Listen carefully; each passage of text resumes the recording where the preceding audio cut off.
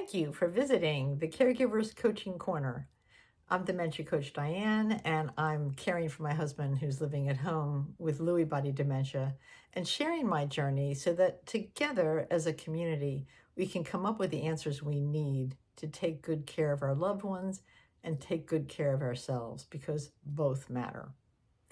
Now, each video is based on topics that have been presented to me by you, the caregiving community.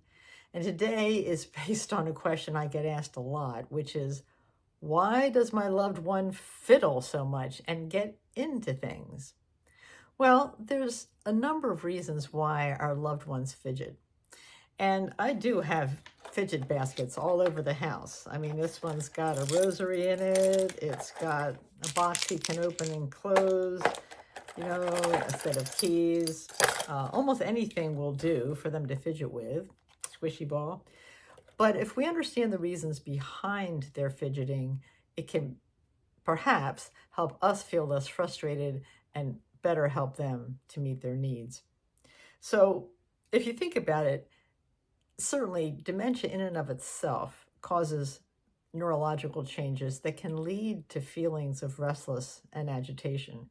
So sometimes when our loved ones are fiddling, it's just because they're trying to cope with their own discomfort or their anxiety.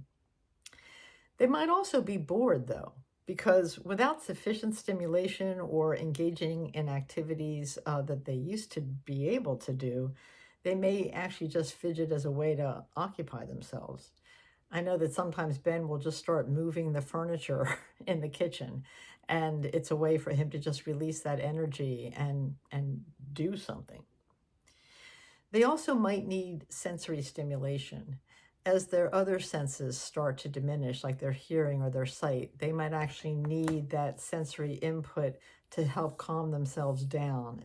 It's a grounding experience for them to hold something in their hands, especially if it's a familiar object. Memory loss itself can lead our loved ones to fidget.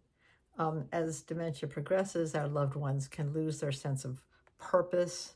They might actually just forget what they were doing. And so fiddling might be a way to actually fill the gap that's left by this loss. They also might have some other unmet needs. And this is why I always try to stop and ask myself, what might be going on with Ben?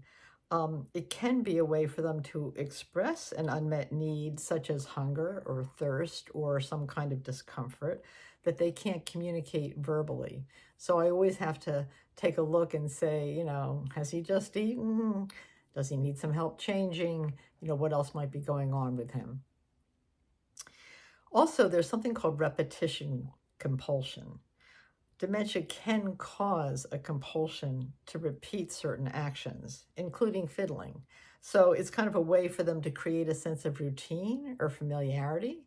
So if it's calming them down and it's not hurting them, let them fiddle away. Also, with a loss of fine motor skills, as they deteriorate, patients might fiddle with objects as they attempt to kind of maintain some level of coordination or dexterity. I know for Ben, he is an amazing guitar player, but he doesn't have the dexterity anymore. So he'll often fiddle with things, I think, just to get that feeling of doing something with his hands. Sometimes he'll actually just drum on the tabletop or on the dashboard of the car. So, and I love to hear that actually. But more often, to tell you the truth, he fiddles with water bottles.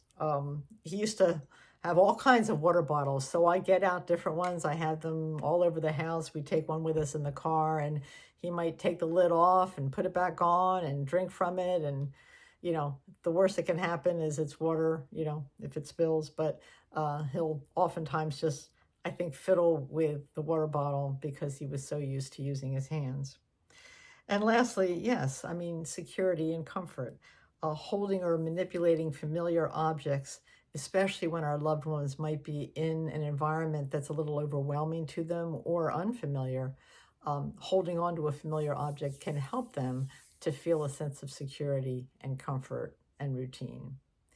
So instead of getting frustrated or irritable when our loved ones are fidgeting, see if you can just pause for a moment and check in to see what might be going on with them and see if there is a way to meet their need in another way. If not, let them fiddle away. Again, if this video was helpful, please give it a thumbs up. Put in the comments what you have in your fiddle basket, and also let me know if there are any other topics that would be helpful for me to address from the Caregivers Coaching Corner. Thanks so much.